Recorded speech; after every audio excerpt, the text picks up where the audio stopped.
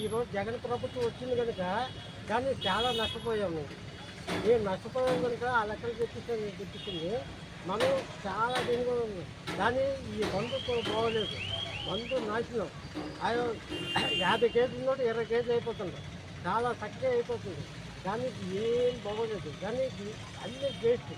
కానీ జగన్ పరిస్థితుల్లో ఏమీ కరెక్ట్గా జరగలేదు.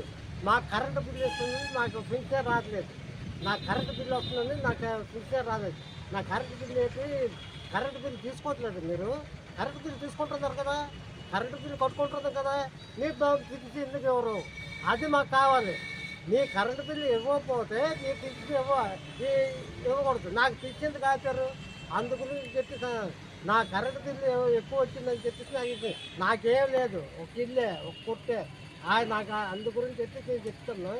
కానీ జగన్ ప్రభుత్వంలోన మొత్తం అంతా నాశనమే, మొత్తం అంతా నాశనమే. మరి చేయట్లేదు, ఆ లెక్కలు చెప్పేసి అందు గురించి చెప్పేసి మనం చేసుకొని ఆ లెక్కలు చేసుకొని చేస్తుంది.